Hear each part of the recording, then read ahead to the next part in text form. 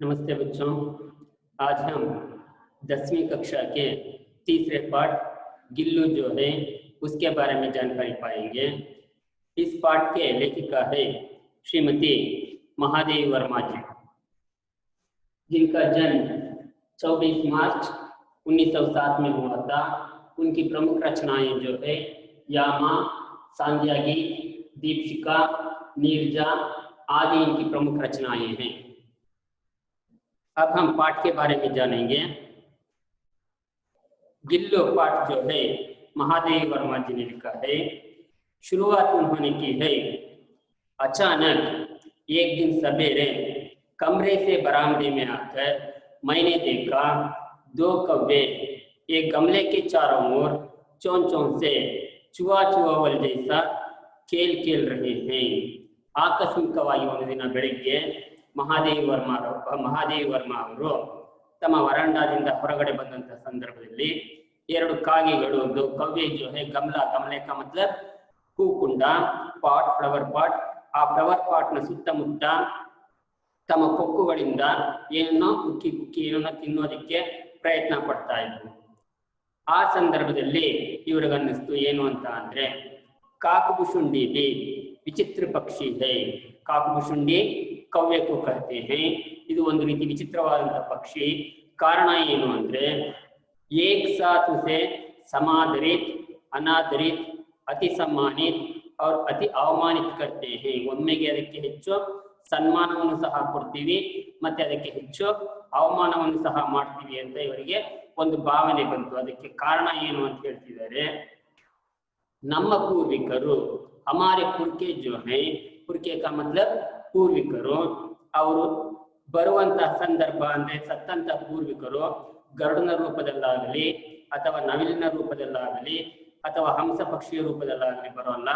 ಅವರು ಪಿತೃಪಕ್ಷದಲ್ಲಿ ಬರಬೇಕಾದ್ರೆ ಕಾಗೆ ರೂಪದಲ್ಲೇ ಬರೋದು ಅಂತ ನಮ್ಮಲ್ಲಿ ಒಂದು ಭಾವನೆ ಇದೆ, ಒಂದು ಪದ್ಧತಿ. ಆ ಒಂದು ಭಾವನೆಯನ್ನ ನಾವು ಬೆಳೆಸ್ಕೊಂಡು ಬಂದಿದ್ದೀವಿ ಅಂತ ಇಲ್ಲಿ ಲೇಖಕರು ಹೇಳ್ತಿದ್ದಾರೆ. अदे रीति अपने आने का मधुर, यानी कि हमारे प्रियजन जो है अपने आने का मधुर संदेश इनके कर्कश स्वर में ही देना पड़ता है. मने मेलुगಡೆ ಕಾಗೆ ಕೂತು ಕಾಕಾ ಅಂತ ಕೂಗ್ತು ಅಂದ್ರೆ ಯಾರೋ ಸಂಬಂಧಿಕರು ನೆಂಟರು ಬರ್ತಿದ್ದಾರೆ ಅನ್ನುವಂತ ಒಂದು ಅಭಿಪ್ರಾಯ ಇದೆ. ಆದ ಕಾರಣ ಈ ಕಾಗೆಯನ್ನು ಒಮ್ಮೊಮ್ಮೆ ನಾವು ಅತಿ ಗೌರವದಿಂದ ನೋಡ್ತೀವಿ, ಒಮ್ಮೊಮ್ಮೆ ಅತ್ಯಂತ ಹೆಚ್ಚು ಅವಮಾನ ಸಹ ಮಾಡ್ತೀವಿ ಅಂತ ಹೇಳ್ತಿದ್ದಾರೆ. ಇದಿಷ್ಟು ಕಾಗೆಯ ಬಗ್ಗೆ ಆಯಿತು. ನಂತರ ಏನಾಗುತ್ತೆ ಅಂದ್ರೆ ಮೇರೆ ಕಾಕ ಪುರಾಣ ಕೆ ವಿವೇಚನ್ ಮೇ ಅಚಾನಕ್ ಬಾಧಾ ಪಡಿ. ಅಚಾನಕ್ ಆಕಸ್ಮಿಕ, ಆಕಸ್ಮಿಕವಾಗಿ ನಾನು ಈ ಒಂದು ಕಾಗೆಯ ಬಗ್ಗೆ ಮಾತಾಡ್ತಾ ಇದ್ದೆ, ಆಕಸ್ಮಿಕವಾಗಿ ಅದರಲ್ಲಿ ತೊಡಕುಂಟಾಯಿತು. ಯಾಕೆ ಅಂದ್ರೆ ಆ ಕಾಗೆಗಳು ಏನನ್ನ ಕುಕ್ಕಿ ತಿನ್ನೋ ಪ್ರಯತ್ನ ಪಡ್ತಿದ್ವು ಅಂತ ನೋಡಿದಂತಹ ಸಂದರ್ಭದಲ್ಲಿ ಆ ಒಂದು ಹೂಕುಂಡ ಮತ್ತೆ ಗೋಡೆ ಇವುಗಳ ನಡುವೆ ಇದ್ದಂತ ಸಂಧಿಯಲ್ಲಿ ಒಂದು ಚಿಕ್ಕದಾದಂತಹ ಒಂದು ಅಳಿಲಿನ ಮರಿ ಕೆಳಗಡೆ ಬಿದ್ದಿತ್ತು. ಅದು ಜೀವನೇ ಇಲ್ವೇನೋ ಅನ್ನೋ ರೀತಿ ಅದು ಬಿದ್ದಿತ್ತು. ಅದರಲ್ಲಿ ಕಾಗೆಗಳು ತಮ್ಮ ಆಹಾರವನ್ನ ಹುಡುಕ್ತಾ ಇದ್ವು. ಯಾವ ರೀತಿ ಅಂದ್ರೆ ಕವ್ವೆ ಜಿನ್ಮೆ ಸುಲಭ ಆಹಾರ ಖೋಜ ರಹೆ ಥೆ. ಆಹಾರಕ್ಕಾಗಿ ಬೇರೆಡೆ ಹೋಗಿ ಆಹಾರವನ್ನ ಹುಡುಕೋ ರೀತಿ ಇರಲಿಲ್ಲ. ಸುಲಭವಾಗಿ ಅವು ಅಡಿಗೆಯಲ್ಲಿ ಆಹಾರ ಲಭಿಸಿತ್ತು. ಆದ ಕಾರಣ ಅದನ್ನ ಕುಕ್ಕಿ ತಿನ್ನುವಂತ ಪ್ರಯತ್ನವನ್ನ ಈ ಎರಡು ಕಾಗೆಗಳು ಮಾಡ್ತಿದ್ವು.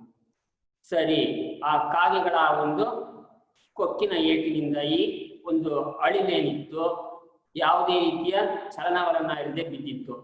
ಲೇಖಕಿ ಆ ಕಾಗೆಗಳನ್ನ ಓಡಿಸ್ತಾರೆ, ಓಡಿಸಿ ಅಳಿಲನ್ನ ಎತ್ಕೊಳ್ತಾರೆ, ಎತ್ಕೊಂಡು ಮನೆಗೆ ಬರ್ತಾರೆ. ಬಂದಂತ ಸಂದರ್ಭದಲ್ಲಿ ಸಪ್ನೆ ಕಹ कौवे की चोंच का घाव लगने के बाद ये बच नहीं सकता, अतः इसे ऐसे ही रहने दिया जावे. ಕಾಗೆ ಕುಕ್ಕಿದೆ, ಇನ್ನು ಈ ಅಳಿಲು ಬದುಕಲ್ಲ, ಇದನ್ನ ಹಾಗೆ ಬಿಡು ಅಂತ ಮನೆ ಮಂದಿ ಎಲ್ಲ ಹೇಳ್ತಾರೆ. ಆದ್ರೆ ಇವರು ಅದನ್ನ ಒಪ್ಪಲ್ಲ. ಏನ್ ಮಾಡ್ತಾರೆ ಅಂದ್ರೆ ಇದು ಪ್ರಶ್ನೆ ಬರುತ್ತೆ, कैसे उपचार किया महादेवी वर्मा ने कहकर उसके लिए ये उत्तर है, परंतु मन नहीं माना.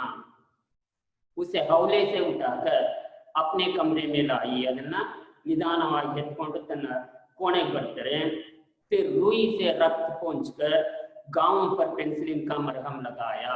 ಮತ್ತೆ ರೂಯಿ ಹತ್ತಿಯಿಂದ ಅದಕ್ಕೆ ಆದಂತಹ ಒಂದು ಪೆಟ್ಟು ಮತ್ತೆ ರಕ್ತ ಏನಿತ್ತು ಅದನ್ನ ಒರೆಸಿ ಅದಕ್ಕೆ ಪೆನ್ಸಿಲಿನ ಅಪ್ಲೈ ಮಾಡ್ತಾರೆ, ಅದನ್ನ ಆ ಔಷಧಿಯನ್ನ ಹಚ್ತಾರೆ. ಹಲವಾರು ಗಂಟೆಗಳ ನಂತರ ಅದರ ಬಾಯಿಗೆ ಒಂದು ಹನಿ ನೀರನ್ನ ಹಾಕಿದಾಗ ಅದು ನೀರನ್ನ ಕುಡಿಯುತ್ತೆ, ಮತ್ತೆ ಅದಕ್ಕೆ ನಂಬಿಕೆ ಬರುತ್ತೆ, ಇವ್ರು ನನ್ನನ್ನು ಕಾಪಾಡ್ತಾರೆ ಅನ್ನುವಂತ ಒಂದು ನಂಬಿಕೆ ಉಂಟಾಗುತ್ತೆ. ನಂತರದ ದಿನಗಳಲ್ಲಿ मेरी उंगली अपनी दो नन्हे पंजों से पकड़कर नीले कांच के मोतियों जैसी आंखों से इधर उधर देखने लगा. ತನ್ನ ಕೈಗಳ ತನ್ನ ಬೆರಳನ್ನ ಅದು ತನ್ನ ಚಿಕ್ಕದಾದಂತಹ ಒಂದು ಪಂಜಾದಿಂದ ಹಿಡ್ಕೊಂಡು ಚಿಕ್ಕದಾದಂತಹ ಕಾಂಚ್ಕೆ ಮೋತಿಯೋನ್ ಜೈಸೆ ಅಂದ್ರೆ ಗೋಲಿ ಆಕಾರದ ಮುತ್ತಿನಂತಹ ಕಣ್ಣುಗಳಿಂದ ಆ ಕಡೆ ಈ ಕಡೆ ನೋಡಕ್ ಶುರು ಮಾಡ್ತು. ತದನಂತರ 3-4 ತಿಂಗಳುಗಳಲ್ಲಿ उसके स्निग्ध रोए, झब्बेदार पूंछ और चंचल चमकीली आंखें सबको विस्मित करने लगी. ಅದರ ಒಂದು ಬಾಲ ಮತ್ತೆ ಅದರ ಒಂದು ಹೊಳಪುಳ್ಳಂತ ಕಣ್ಣು ಎಲ್ಲರನ್ನು ಆಕರ್ಷಣೆ ಮಾಡೋದಕ್ಕೆ ಪ್ರಾರಂಭ ಮಾಡುತ್ತೆ. ಇದಾದ್ಮೇಲೆ ಲೇಖಕಿಯವರು ಅದಕ್ಕೆ ನಾಮಕರಣವನ್ನ ಮಾಡ್ತಾರೆ. ಹಮ್ಮುಸೆ ಗಿಲ್ಲು ಕಹಕರ್ ಬುಲಾನೆ ಲಗೆ. ಈಗ ಅದಕ್ಕೆ ಗಿಲ್ಲು ಅಂತ ಇವ್ರ ಹೆಸರನ್ನ ಇಟ್ಟು ಗಿಲ್ಲು ಅಂತ ಕರೆಯೋದಕ್ಕೆ ಶುರು ಮಾಡ್ತಾರೆ. ಅದಕ್ಕೆ ಅಂತ ಹೇಳಿ ಒಂದು ಸಣ್ಣ ಒಂದು ಗೂಡನ್ನು ನಿರ್ಮಾಣ ಮಾಡ್ತಾರೆ. ಯಾವ ರೀತಿ ಅಂತ ಹೇಳ್ತಿದ್ದಾರೆ, ಹಲ್ಕಿ ಡಾಲಿಯಾಮೆ ರೂಯಿ ಬಿಚಾಕರ್ ಉಸೆ ತಾರ್ ಸೆ ಖಿಡ್ಕಿ ಪರ್ ಲಟ್ಕಾ ದಿಯಾ. ಒಂದು ಹೂವನ್ನ ತಗೊಂಡು ಹೋಗ್ತೀವಲ್ಲ ಅಂತ ಒಂದು ಯಾವುದೋ ಒಂದು ಬುಟ್ಟಿ, ಆ ಬುಟ್ಟಿಗೆ ಒಂದು ತಂತಿಯನ್ನ ಬಿಗಿದು ಆ ಒಂದು ಕೋಣೆಯಲ್ಲಿರುವಂತಹ ಕಿಟಕಿಗೆ ಅದನ್ನ ಕಟ್ತಾರೆ.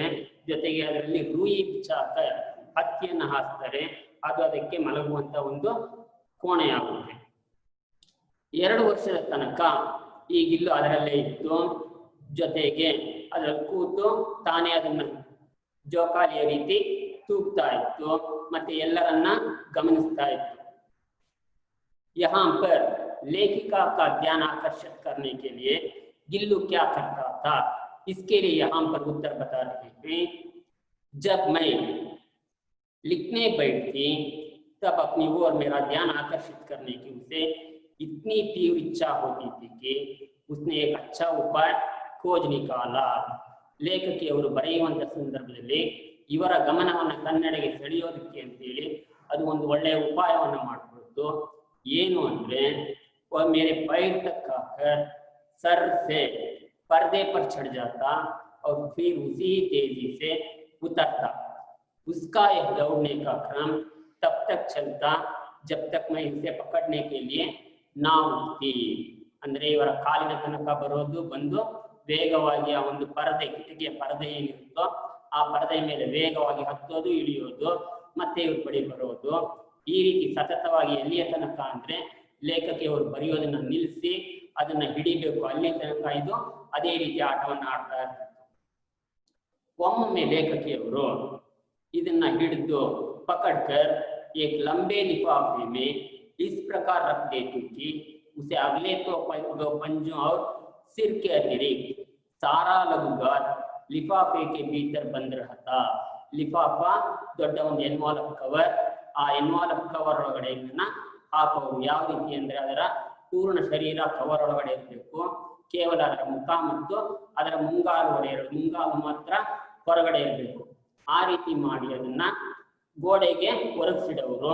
ಆ ಒಂದು ಸ್ಥಿತಿಯಲ್ಲಿ ಅದು ಹಲವಾರು ಗಂಟೆಗಳು ಆ ಒಂದು ಎನ್ವಾಲಪ್ ಕವರ್ ಅಲ್ಲೇ ಇರ್ತಿತ್ತು ಅಂತ ಇಲ್ಲಿ ಲೇಖಕಿ ಮಹಾದೇವಿ ವರ್ಮರವರು ಹೇಳ್ತಿದ್ದಾರೆ. ಮತ್ತೆ ಅದಕ್ಕೆ ಹಸಿವಾದಂತ ಸಂದರ್ಭದಲ್ಲಿ ಅದು ಚಿಕ್ಕ ಅಂತ ಸೂಚನೆಯನ್ನ ಕೊಡೋದು. ಕೊಟ್ಟಂತ ಸಂದರ್ಭದಲ್ಲಿ ಅದಕ್ಕೆ काजू या बिस्कुट मिल जाने पर उसी स्थिति में लिफाफे से बाहर वाले पंजों से पकड़कर उसे उतरता रहता. ಆ ಹಸಿವಾದಂತ ಸಂದರ್ಭದಲ್ಲಿ ಚಿಕ್ಕ ಅಂತ ಧ್ವನಿಯನ್ನ ಹೊರಡಿಸೋದು. ಆಗ ಲೇಖಕಿಯವರು ಕಾಜು ಅಂದ್ರೆ ಗೋಡಂಬಿ ಅಥವಾ ಬಿಸ್ಕುಟ್ ಅಂದ್ರೆ ಬಿಸ್ಕೆಟ್ ಅನ್ನ ಕೊಟ್ಟಂತ ಸಂದರ್ಭದಲ್ಲಿ ಅದನ್ನ ತನ್ನ ಮುಂಗಾಲುಗಳಿಂದ ಹಿಡ್ಕೊಂಡು ಅದನ್ನ ತಿನ್ನೋದಕ್ಕೆ ಪ್ರಯತ್ನವನ್ನ ತಿಂತಿತ್ತು. ಇದಾದ ಬಳಿಕ ಈ ಗಿಲ್ಲುವಿನ ಜೀವನದಲ್ಲಿ ಪ್ರಥಮ ವಸಂತ ಮಾಸ ಬರುತ್ತೆ, ವಸಂತ ಕಾಲ. ಆಗ ಏನಾಗುತ್ತೆ ಅಂತ ಹೇಳ್ತಿದ್ದಾರೆ, ಇಲ್ಲಿ ಗಿಲ್ಲು ಮನೆಯ ಒಳಗಡೆ ಇತ್ತು, ಆದ್ರೆ ಹೊರಗಡೆ ಇನ್ನು ಹಲವಾರು ಅಳಿಲುಗಳು ಕುಣಿದು ಕುಪ್ಪಳಿಸ್ತಾ ಇತ್ತು. ಅದನ್ನ ಈ ಗಿಲ್ಲು ನೋಡ್ತಾ ಇತ್ತು. ಇದಕ್ಕೂ ಸಹ ತಾನು ಸಹ ಹೊರಗಡೆ ಹೋಗಬೇಕು ಅನ್ನುವಂತ ಒಂದು ಆಸೆ ಉಂಟಾಗುತ್ತೆ। तब लेखिका क्या करती है यहाँ पर बता रहे हैं, बाहर जाने पर वह भी खिड़की की खुली जाली की राह बाहर चला जाता है। यहाँ पर कह रहे हैं खिड़की में ಜಾಲಿ ಅಂದ್ರೆ ಕಿಟಕಿಗೆ ಗ್ರಿಲ್ಸ್ ಹಾಕಿದ್ರು, ಜೊತೆಗೆ ಆ ಒಂದು ಗ್ರಿಲ್ಸ್ ನ ಸ್ವಲ್ಪ ಭಾಗವನ್ನ ಸ್ವಲ್ಪ ಓಪನ್ ಮಾಡಿ ಒಂದು ಮೂಲೆಯಲ್ಲಿ ಜಾಗ ಮಾಡ್ಕೊಡ್ತಾರೆ। ಆ ಜಾಗದಿಂದ ಎಳಿಲು ಹೊರಗಡೆ ಹೋಗಿ ತನ್ನ ಸ್ನೇಹಿತರ ಜೊತೆ ಆಟವನ್ನ ಆಡ್ತಾ ಇತ್ತು। ಮತ್ತೆ ठीक 4 बजे वह खिड़की से भीतर आकर अपने झूले में झूलने लगता। ಆ ಜಾಲರಿ ಹಾಕಿದ್ರಲ್ಲ ಅದನ್ನ ಸ್ವಲ್ಪ ಓಪನ್ ಮಾಡಿರೋರು ಅಲ್ಲಿಂದ ಹೋಗಿ ಆಟವನ್ನ ಆಡಿ ಸರಿಯಾಗಿ 4 ಗಂಟೆ ಸಮಯಕ್ಕೆ ಇದು ಮತ್ತೆ ಕೋಣೆಯೊಳಗಡೆ ಬಂದು ತನ್ನ ಒಂದು ಉಯ್ಯಾಲೆಯಲ್ಲಿ ಕೂತ್ಕೊಳ್ತಿತ್ತು। ಇದಿಷ್ಟಾದ್ಮೇಲೆ ಲೇಖಕಿಯವರನ್ನ ಚೌಕಾನೆ ಕೇಳಿ ಅಂದ್ರೆ ಲೇಖಕಿಯವರನ್ನ ಬೆಚ್ಚಿ ಬೀಳಿಸೋದಕ್ಕೆ ಅಂತ ಅದು ಏನ್ ಮಾಡ್ತಿತ್ತು ಅಂತ ಹೇಳ್ತಿದ್ದಾರೆ। मुझे चमकाने की इच्छा उसमें न जाने कब और कैसे उत्पन्न हो गई थी। कभी फूलदान की फूलों में छिप जाता, कभी पर्दे की चुन्नट में और कभी सोनजूही की पत्तियों में। ಇವರನ್ನ ಯಾವ ರೀತಿ ಅದು ಬೆಚ್ಚಿ ಬೀಳಿಸ್ತಿತ್ತು। ಚೌಕಾನೆ के लिए वो क्या करता था, माने फूलदान के फूलों में छिप जाना, ಕುಂಡದಲ್ಲಿರುವಂತಹ ಹೂಗಳ ಮಧ್ಯೆ ಬಚ್ಚಿಟ್ಕೊಳ್ತಿತ್ತು, ಅಥವಾ ಪರದೆಯ ರಿಂಕಲ್ಸ್ ಗಳ ಮಧ್ಯದಲ್ಲಿ, ಅಥವಾ ಸೋಂಜುಗಿ ಹೂವಿತ್ತಲ್ಲ ಅದರ ಎಲೆಗಳ ಮಧ್ಯದಲ್ಲಿ ತನ್ನನ್ನು ತಾನು ಬಚ್ಚಿಟ್ಟುಕೊಂಡು ಇವರನ್ನ ಆಟ ಆಡಿಸ್ತಿತ್ತು। आगे बता रहे हैं मेरे पास बहुत से पशु पक्षी हैं और उनका मुझसे लगाव भी कम नहीं। ನನ್ನ ಬಳಿ ಇನ್ನು ಹಲವಾರು ಪ್ರಾಣಿ ಪಕ್ಷಿಗಳು ಸಹ ಇವೆ ಅಂದ್ರೆ ಲೇಖಕಿ ಮಹಾದೇವಿ ವರ್ಮಾರವರು ಇನ್ನು ಹಲವಾರು ಪ್ರಾಣಿ ಪಕ್ಷಿಗಳನ್ನು ಸಹ ಸಾಕಿದ್ರು, ಅದರ ಬಗ್ಗೆ ಇವರಿಗೆ ತುಂಬಾ ಒಲವು ಪ್ರೀತಿ ಇತ್ತು। ಆದ್ರೆ ಯಾವುದೇ ಪ್ರಾಣಿ ಆಗಲಿ ಯಾವುದೇ ಪಕ್ಷಿ ಆಗಲಿ ಈ ಒಂದು ಗಿಲ್ಲು ಎಷ್ಟು ಸ್ನೇಹ ಭಾವದಿಂದಿತ್ತೋ ಅಷ್ಟು ಸ್ನೇಹ ಭಾವದಿಂದಿರಲಿಲ್ಲ। ಇದು ಎಷ್ಟು ಸ್ನೇಹ ಭಾವವನ್ನು ಹೊಂದಿತ್ತು ಅಂದ್ರೆ ಮೇರೆ ಸಾಥ್ ಮೇರಿ ತಾಲೀಮೆ ಖಾನೆ ಕಿ ಹಿಮ್ಮತ್ ಕಿಸಿ ಬಿ ಜಾನವರ್ ಕೋ ನಹಿ ಹುಯಿ ಥಿ। ಇವರು ಊಟ ಮಾಡುವಂತ ತಟ್ಟೆಯ ಬಳಿ ಬಂದು ಆ ತಟ್ಟೆಯಲ್ಲಿರುವಂತಹ ಊಟವನ್ನ ಮಾಡುವಂತಹ ಧೈರ್ಯ ಯಾವ ಪ್ರಾಣಿ ಪಕ್ಷಿಗೂ ಇರಲಿಲ್ಲ। ಆ ಒಂದು ಸಾಹಸವನ್ನ ಮಾಡಿದ್ದು ಈ ಗಿಲ್ಲು ಅಂತ ಇಲ್ಲಿ ಹೇಳ್ತಿದ್ದಾರೆ। ಯಾವ ರೀತಿ ಅಂತ ಹೇಳ್ತಿದ್ದಾರೆ, ಬಡಿ ಕಠಿಣ ಗಿಲ್ಲು ಇನ್ಮೆ ಅಪವಾದ ಮೈ ಜೈಸೆ ಹಿ ಕಾನೆ ಕೆ ಕಮರೆ ಮೇ ಪಹುಂಚತಿ। ಇವರು ಊಟ ಮಾಡುವಂತ ಕೋಣೆಗೆ ಹೋದಂತ ಸಂದರ್ಭದಲ್ಲಿ ಕಿಟಕಿ ಸೆ ನಿಕಲ್ ಕರ್ ಆಂಗನ್ ಕಿ ದೀವಾರ್ ಬರಾಮದ ಪಾರ್ करके ಮೇಜ್ ಪರ್ ಪಹುಂಚ ಜಾತಾ। ಆ ಅಂಗಳದ ಗೋಡೆಯನ್ನು ದಾಟಿ ವರಾಂಡಾಗೆ ಬಂದು ಮತ್ತೆ ಇವರ ಕೋಣೆಗೆ ಬಂದು ಸೇರ್ತಿತ್ತು। ಅಲ್ಲಿ ಇವರ ತಟ್ಟೆಯ ಬಳಿ ಬಂದು ಕೂತ್ಕೊಳ್ಳೋದು, ತಟ್ಟೆಯ ಬಳಿ ಎಲ್ಲ ಮೇಲೆ ತಾಲೀಮೆ ಬೈಟ್ ಜನ ಚಾತ ಬಂದು ಇವರ ತಟ್ಟೆಯ ಒಳಗಡೆ ಕೂರೋದಕ್ಕೆ ಪ್ರಯತ್ನ ಪಡ್ತಿತ್ತಂತೆ। ಬಡಿ ಕಠಿನಾಯಿ ಸೆ ಮೈನೆ ಉಸೆ ತಾಲಿ ಕೆ ಪಾಸ್ ಬೈಟ್ನ ಸಿಕ್ಕಾಯ, ತುಂಬಾ ಕಷ್ಟಪಟ್ಟು ತಟ್ಟೆಯ ಒಳಭಾಗದಲ್ಲ ಹೊರಭಾಗದಲ್ಲಿ ಕೂರ್ಬೇಕು ಅನ್ನೋದನ್ನ ಗಿಲ್ಲುಗೆ ಮಹಾದೇವಿ ವರ್ಮಾರವರು ಕಲಿಸ್ತಾರೆ। ಆ ನಂತರ ಅದು ಆ ತಟ್ಟೆಯಿಂದ ಒಂದೊಂದೇ ಅಗಳನ್ನ ಅಕ್ಕಿ ಅನ್ನವನ್ನು ತೆಗೆದು ತುಂಬಾ ಸ್ವಚ್ಛತೆಯಿಂದ ತಿನ್ನೋದನ್ನು ಸಹ ಕಲಿತು। ಇದರ ಜೊತೆಗೆ ಅದಕ್ಕೆ ಪ್ರಿಯವಾದಂತಹ ತಿಂಡಿ ಏನು ಅಂತ ಹೇಳ್ತಿದ್ದಾರೆ, ಕಾಜು ಉಸ್ಕಾ ಪ್ರಿಯ ಕಾಲ್ತಿದ್ದ, ಗೋಡಂಬಿ ಅದಕ್ಕೆ ತುಂಬಾ ಇಷ್ಟವಾದ ಆಹಾರವಾಗಿತ್ತು। और कई दिन काजू न मिलने पर वह अन्य खाने की चीजें या तो लेना बंद कर देता था या झूले से नीचे फेंक देता था। ಕೆಲವೊಮ್ಮೆ ಗೋಡಂಬಿ ಕೊಡ್ಲಿಲ್ಲ ಅಂದ್ರೆ ಬೇರೆ ಇನ್ನಿತರ ತಿಂಡಿ ತಿನಿಸುಗಳು ಬಿಸ್ಕೆಟ್ ಇರ್ಬೋದು ಅಥವಾ ಬೇರೆ ಯಾವುದೇ ತಿಂಡಿ ಕೊಟ್ಟರು ಅದನ್ನ ಸ್ವೀಕಾರ ಮಾಡ್ತಿರ್ಲಿಲ್ವಂತೆ, ಅಥವಾ ಅದರ ಗೂಡಲ್ಲಿಟ್ಟರು ಸಹ ಅಲ್ಲಿಂದ ಅದನ್ನ ಹೊರಗಡೆ ತೆಗೆದು ಬಿಸಾಕ್ತಿತ್ತಂತೆ।